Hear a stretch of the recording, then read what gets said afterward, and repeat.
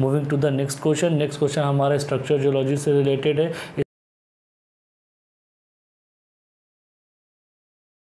Moving to the next question, ये next question भी आपका स्ट्रक्चर जियोलॉजी से रिलेटेड, इसमें फॉल्ट के बारे में डिस्कस किया गया है। इसमें नेट स्लिप ये दिखाई गई कि जो बेडिंग प्लेन है नेट स्लिप उसके पैरेलल है। अगर उसके पैरेलल है तो क्या हो सकता है कि क्या अपैरेंट मूवमेंट आप रिकॉग्नाइज कर सकते हैं? नहीं, आप बिल्कुल भी अपैरेंट मूवमेंट रिकॉग्नाइज नहीं कर सकते हैं। We can not identify the apparent movement on the horizontal as well as on the vertical section because of the net slip parallel to the bedding plane. तो हमारा आंसर क्या होगा? Neither in the horizontal not in the vertical direction. अगर आप इसका figure बना के देखेंगे तो आपको आसानी से समझ में आ जाएगा। Net slip is parallel to the bedding plane, so you can not identify on a vertical और the horizontal section where is the apparent movements are.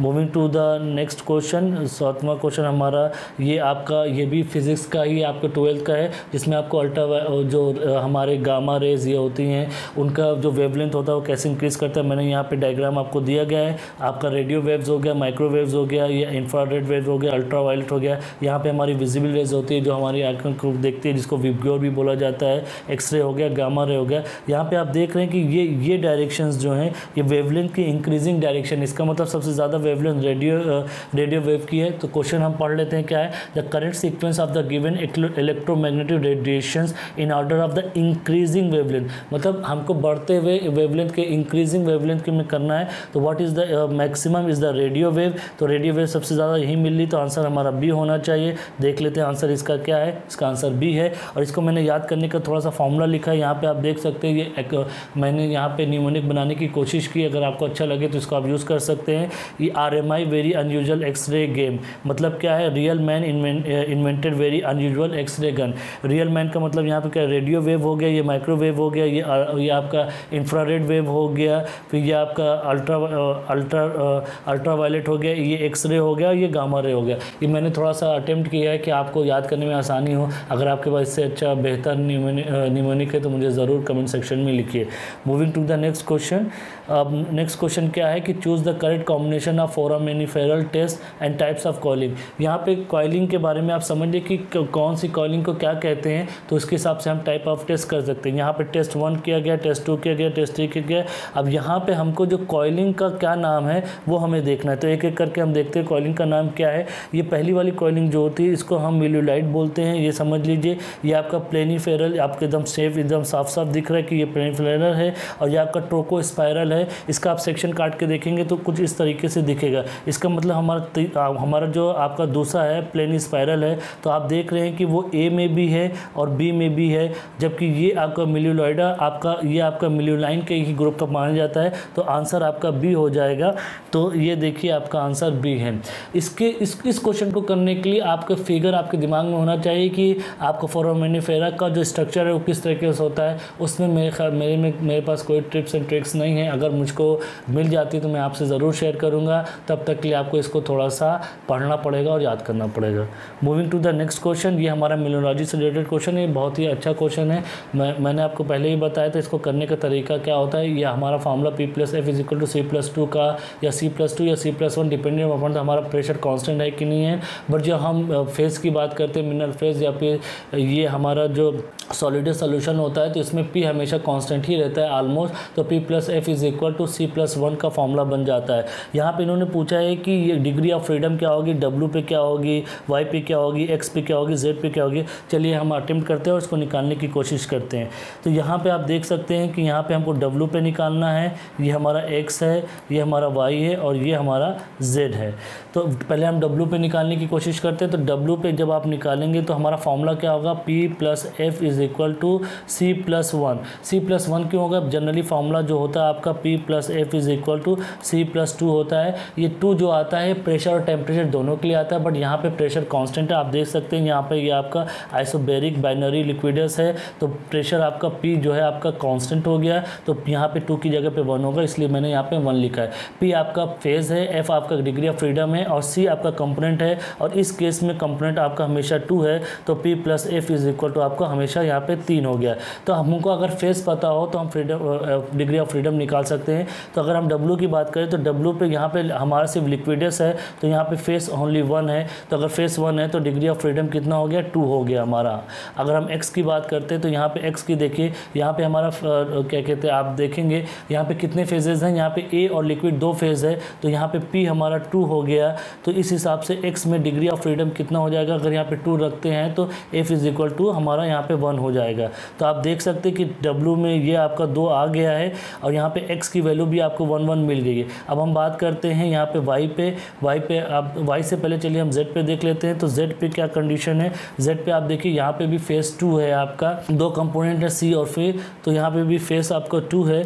तो हमारा Z पे डिग्री ऑफ फ्रीडम कितनी होगी, 1 होगी। तो Z की वैल्यू यहाँ पे हमको 1 मिल गई है।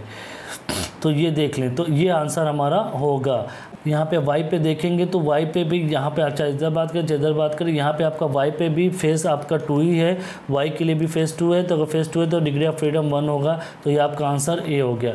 इसके साथ साथ मैं आपको ये आंसर जो आपका ए हुआ, तो मैं आपको थोड़ा सा और यहाँ पे थ्योरी के बारे में बता दूँ कि अगर इस तरह का क्वेश्चन आता है तो आप उसको कैसे करते हैं। यहाँ पे देखिए एकदम सिंपल लिखा हुआ, जो कि मैंने आपको बताया कि जब आपका टी और पी 2 वेरिएबल्स होते हैं तो फॉर्मूला आपका P + F = C + 2 होता है, जहाँ पे कंपोनेंट आपके 2 होते हैं। देखिए यहाँ पर आप ये मान लीजिए कि A + B और C 3 कंपोनेंट ज़रूर है, बट एट अ टाइम जब आप इस सोल्यूशन कर रहे हैं इसका, तो आप सिर्फ 2 ही कंपोनेंट को डील कर रहे हैं, ना कि 3 कंपोनेंट को एक साथ डील कर रहे हैं। मूविंग, अब यहाँ पे देखिए, अब आप जैसे कि मैंने आपको बताया कि अगर आपका P कांस्टेंट है तो ये आपका जो 2 वेरिएबल्स है ये 1 रह जाता है, तो फार्मूला आपका P + F = C + 1 हो जाता है। इस हिसाब से आप देखिए जहाँ पे आपका डिग्री ऑफ फ्रीडम 2 है वो बाइवेरियन फेस फील्ड कहलाती है। जहाँ पे डिग्री ऑफ फ्रीडम 1 है वो आपको कर्व से शो करता है, और जहाँ पे डिग्री ऑफ फ्रीडम 0 है वहाँ पे आपका पॉइंट होता है, जो कि आपको यूटेक्टिक पॉइंट अगर आपको याद हो तो वहाँ पे आता है। इसी तरीके से देखिए ये डायग्राम बनाया गया, अगर ये डायग्राम भी आपको याद है तो आपको सोल्यूशन करने की ज़रूरत ही नहीं है, आप डायरेक्टली ये फॉर्मूला ये देख के आप वहाँ पे रख सकते हैं कि कहाँ पे P की वैल्यू कितनी होगी और फिर डिग्री ऑफ फ्रीडम की वैल्यू कितनी होगी। ये सिंपल सा मैंने अटेम्प्ट किया बनाने के लिए ताकि आपको याद रहे। Moving to the next question, ये हमारा हमको मैच करना है, ये स्ट्रेटिग्राफी से रिलेटेड है। तो अगर इसको करने के लिए आपको याद करना ही पड़ेगा कि कडप्पा बेसिन में आपका सक्सेशन क्या है, छत्तीसगढ़ में सक्सेशन क्या है, कलाइदगारी बदनामी में आपका सक्सेशन क्या है और विंध्यन में क्या है। तो मैंने एक एक करके आपको यहाँ पे सोल्यूशन दिया है कि कडप्पा सुपर ग्रुप में आपको बैरन खिंदा क्वार्टजाइट पाया जाता है, आपको बैरन कोंडा है, सॉरी यहाँ पे खिंदा नहीं है, बैरन कोंडा क्वार्टजाइट पाया जाता है। इसका मतलब P आपका 3 से रिलेटेड है, तो हमारे पास 2 ऑप्शन हैं, P ये वाले 2 ऑप्शंस हैं A और B, तो इसमें से तो ये ऑप्शन कैंसिल आउट हो जाते हैं। उसके बाद आप देखेंगे विंध्यन सुपर ग्रुप में आपका दंद्रौल क्वार्टजाइट होता है, जो कि अपर कैमोर स्टेज में होता है। तो विंध्यन की बात करें तो ये आपका विंध्यन 2 में आ गया, इसका मतलब ये S आपका 2 है, तो ये आपका ऑप्शन A ही सही हो गया। मैं और ज़्यादा करने की कोशिश नहीं करूँगा, बट मैंने फिर भी थ्योरी थोड़ा सा लिख दिया कि छत्तीसगढ़ आपका गुंदेरदेही फॉर्मेशन होता है और कलदगी बदामी में आपका कैरूर फॉर्मेशन पाया जाता है। बट जैसे कि मैंने आपको पहले भी बताया था कि ऑप्शन चूज़ करके आगे बढ़िए, नॉलेज आप बढ़ाते रहिएगा, बट यहाँ पे आपका टाइम कम होता है और लिमिटेड टाइम में आपको सॉल्व करना होता है, तो इसीलिए अपने ट्रिक्स और टिप्स की यूज़ करके आपको आंसर लगाइए और आगे बढ़िए। तो आंसर हमारा ए हो गया। और यहाँ पे हमने थोड़ा सा आपको स्ट्रेटिग्राफी दी गई है कि अगर आप पढ़ना चाहें तो पढ़ सकते हैं कि कर्नूल ग्रुप में क्या है, विंध्यन में क्या है, और आपका छत्तीसगढ़ का फॉर्मेशन क्या है, कलादगिरी बदामी में फॉर्मेशन क्या है। जब आप इस तरह के अगर आप डिटेल में पढ़ेंगे तो आपका कॉन्सेप्ट और क्लियर हो जाएगा।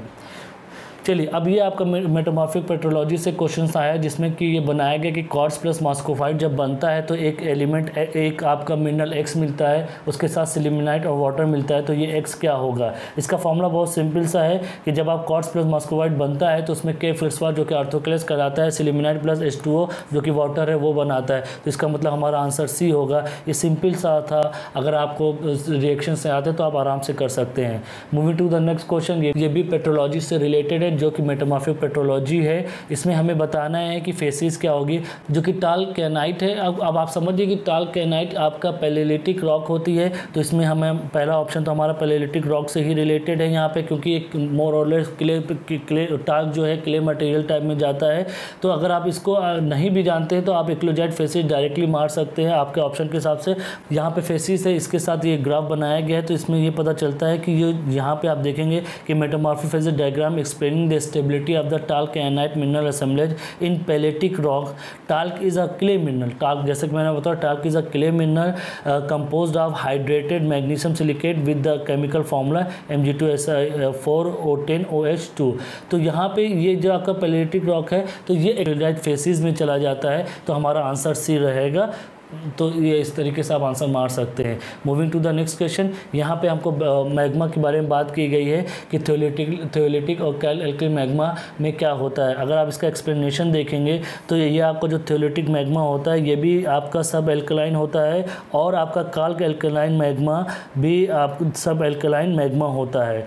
जो काल्क एल्कलाइन की बात करें तो ये बोथ हमारा थियोलिटिक एंड काल्क एल्कलाइन रॉक्स आर बोथ सब एल्कलाइन इन नेचर में होते हैं, और बहुत हर जगह जहाँ भी पढ़ेंगे आपको यही मिलेगा। तो इसमें कोई बहुत बड़ी चीज़ नहीं थी ये, आप चूँकि आप ऑलरेडी गेट का प्रिपरेशन कर रहे हैं और CSIR भी दे रहे होंगे, तो ये बहुत छोटी सी चीज़ है। तो इसीलिए मैं कहता हूँ कि बहुत आसान क्वेश्चंस आते हैं, अगर थोड़े से आप अपने आँख कान नाक को ओपन रखते हैं, if you are little bit concentrated you can crack get very easily.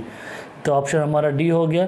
Moving to the next question, based on the 3 statement given below choose the correct statement. It is related to geomorphology, जहाँ पे हमारा Birken and parabolic dunes के बारे में बात की गई है। अब देखिए एक एक स्टेटमेंट को हम डिस्कस करते हैं।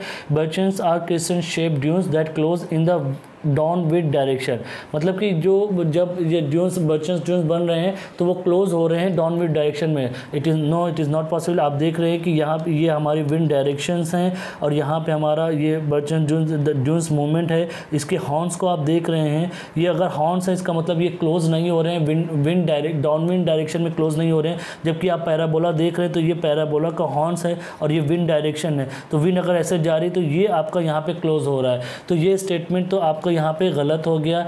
Parabola dunes are U shape dunes that close in the downwind direction. ये मैंने आपको बता दें कि स्टेटमेंट 2 आपका सही है, पहला क्लोज है। तो पहला ऑप्शन तो आपका खत्म हो जाएगा जहाँ पे all the statements are correct है। स्टेटमेंट 1 इनकरेक्ट, तो ये भी आपका कैंसिल आउट हो जाएगा। स्टेटमेंट 1 एंड 2 आर करेक्ट, ये भी आपका कैंसिल आउट हो जाएगा, क्योंकि 1 तो इनकरेक्ट है ये, तो इसका मतलब आपका ऑप्शन डी होगा। डी में देखिए ये जो एक स्टेटमेंट है जियोमॉर्फोलॉजी में, अगर आप ड्यून्स के बारे में पढ़ेंगे तो ये बर्चोनाइट्स के ये स्टेटमेंट है, या इसको डिफिनेशन भी कह सकते हैं। Barchanoid dunes are sinuous transverse ridges, the crystalline sinuosity of successive bed form are either in phase और out of phase। ये स्टेटमेंट है, इसमें कोई ट्रिक्स और ट्रिक नहीं, ये आपको पढ़ेंगे तो आपको खुद ही समझ में आ जाएगा कि ये उसकी एक प्रॉपर्टी होती है बर्चोनाइट्स ड्यून की। तो आपको मैंने फिर भी स्टिक से ही बता दिया कि ऑप्शन कौन सा होगा। Moving to the next question, और ये इस वीडियो का ये आखिरी क्वेश्चन है, जो आपके बचे 15 क्वेश्चन और नेक्स्ट वीडियो में आपको दिए जाएंगे, ताकि आपकी प्रैक्टिस होती रहे और आप खुद भी सॉल्यूशन करें। अगर नहीं आता है तो फिर मेरे वीडियोस को देखें जहाँ पे आप फंसते हैं, और कमेंट सेक्शन में ज़रूर लिखें कि आपको क्या क्या दिक्कत आ रही है। और मैं एक सेशन चलाने वाला हूँ, आपको मॉडल क्वेश्चन दूंगा आपको एक्सरसाइज के तौर पर, ताकि आप उसको लगाएँ और अपनी प्रैक्टिस करें। उसमें जो क्वेश्चन आपको नहीं आएगा तो मैं उसको भी सॉल्व करूँगा। ये हमारा आप स्ट्रेटिग्राफी से रिलेटेड है, जिसमें हमको Barapasaurus is known from the Jurassic Kota formation, Morganucodon is known from the Tetrad formation, and Sterosaurus is known from the Lameta formation. हम एक एक स्टेटमेंट को देखेंगे क्या है इसमें। अगर आप देखेंगे Barapasaurus is known for Mesozoic age, also it is in Jurassic period. इसका मतलब स्टेटमेंट 1 हमारा सही है। उसके बाद स्टेटमेंट 2 जो आपका Morganucodon is known from the Tetrad formation, नहीं है, टेट्राड फॉर्मेशन में नहीं है, किसी और फॉर्मेशन में आता है शिवालिक के। इसका मतलब स्टेटमेंट 2 गलत है। अब चलिए हम अपने ऑप्शन पे नज़र डाल देते हैं। हमारा ऑप्शन क्या कहता है कि all of the statement correct, ये हो नहीं सकता क्योंकि ऑलरेडी स्टेटमेंट 2 गलत हो चुका है। Statement 1 is correct but statement 2 and 3 are incorrect. आपको पता है कि स्टेटमेंट 2 इनकरेक्ट है, तो ये पॉसिबिलिटी हो सकती है कि अगर स्टेटमेंट 3 भी गलत हो जाए तो हमारा ऑप्शन भी करेक्ट होगा। चलिए अब स्टेटमेंट ऑप्शन सी की बात करते हैं। Statement 1 and 2 are correct. आपको पता है कि स्टेटमेंट 2 करेक्ट नहीं है, तो ये भी ऑप्शन नहीं हो सकता है हमारा, तो ये भी कैंसिल आउट हो हो गया। स्टेटमेंट 2 एंड 3 आर करेक्ट, ये भी नहीं हो सकता कि स्टेटमेंट 2 तो ऑलरेडी करेक्ट है ये। तो हमको अगर लिस्टोसॉरस के बारे में नहीं भी मालूम है तो कोई दिक्कत नहीं ना, हमारा ऑप्शन ऑलरेडी बी हो जाएगा। और आपको लिस्टोसॉरस के बारे में बता दो, ये मेसोजोइक एज में होता है और is known from Lameta formation, तो हमारा ऑप्शन बी हो गया, जो कि ऑलरेडी पहले हम लोग निकाल ही चुके हैं। तो ये आप देख रहे हैं कि जैसे कि मैंने बताया कि ऑप्शंस आप चूज़ कर सकते हैं अपने आप। सॉल्यूशंस पूरा जानने की ज़रूरत नहीं ना, थोड़ा सा दिमाग लगा के, थोड़ा सा टिप्स एंड ट्रिक यूज़ करके you can solve the question with your simple logic, nothing better than that. But थोड़ा सा अगर आप पढ़ते हैं तो आप बहुत अच्छी रैंक गेट में ला सकते हैं। तो प्लीज़ अभी से तैयारी करिए, 4 ही महीना बचा हुआ है। अब मैं पूरी कोशिश करूँगा कि आपको दिसंबर तक कम से कम 5 साल तक का क्वेश्चन आंसर आपको दे दूँ। और जियो फिजिक्स वालों के लिए भी लेक्चर सीरीज़ बन रही, उनके भी क्वेश्चन आंसर बहुत जल्दी ही अपलोड होंगे।